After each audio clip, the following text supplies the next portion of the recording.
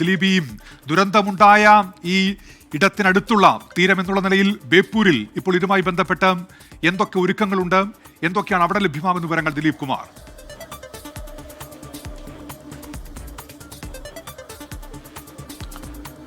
ഉന്മേഷ്, ബേപ്പൂർ തുറമുഖത്ത് എല്ലാം സജ്ജമായിരുന്നു. പ്രത്യേകിച്ച് പ്രഥമ പരിഗണന അതിലുള്ള ജീവനക്കാരുടെ അവരുടെ ജീവൻ രക്ഷിക്കുക എന്നതായിരുന്നു. അതുകൊണ്ട് തന്നെയാണ് ഏറ്റവും അടുത്തുള്ള തുറമുഖം എന്ന നിലയിൽ ബേപ്പൂർ സജ്ജമായിരുന്നത്.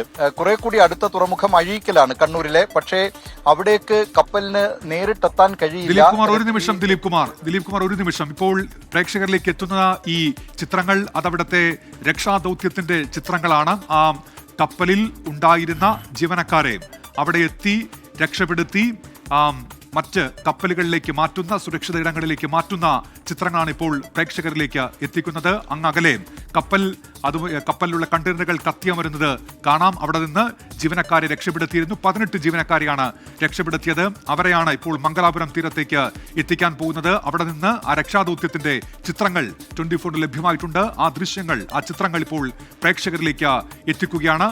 ദിലീപ് കുമാർ, തുടരാം.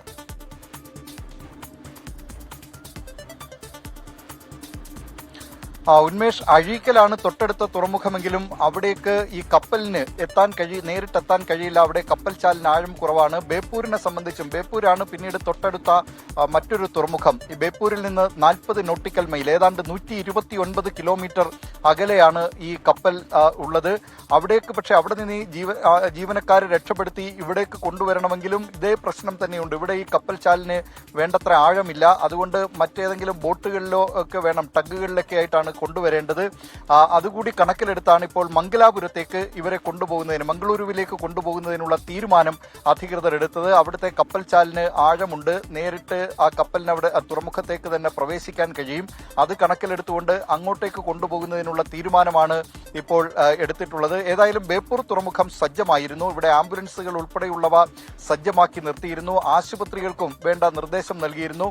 വിദേശ പൗരന്മാരായതിനാൽ എമിഗ്രേഷൻ സംബന്ധിച്ച നടപടികളൊക്കെ വേഗത്തിൽ പൂർത്തീകരിക്കുന്നതിനുള്ള നിർദ്ദേശം അത് കേരള മാരിടൈം ബോർഡിന്റെ ഭാഗത്ത് നിന്ന് നൽകുകയും ചെയ്തിരുന്നു. അങ്ങനെ വേണ്ടത്ര സജ്ജീകരണങ്ങളെല്ലാം ഇവിടെ ഒരുക്കിയിരുന്നതാണ്.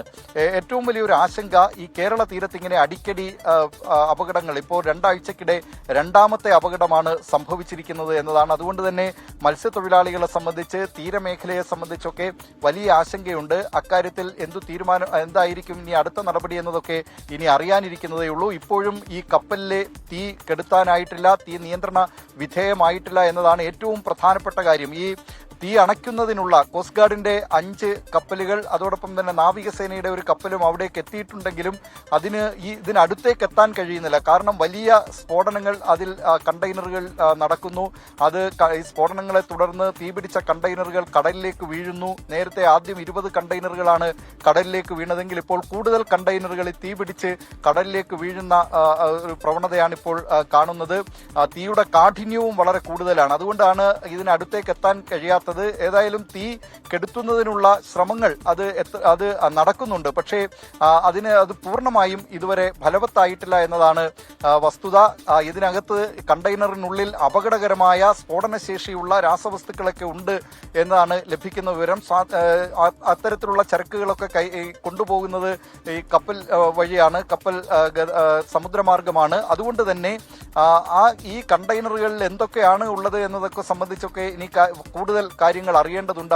ഇത് അവിടെ നിന്ന് കയറ്റി അയച്ച തുറമുഖത്തുള്ളവർക്കാണ് ഇപ്പോൾ അതിനെ സംബന്ധിച്ചുള്ള പ്രാഥമികമായ വിവരങ്ങൾ പറയാൻ കഴിയുക.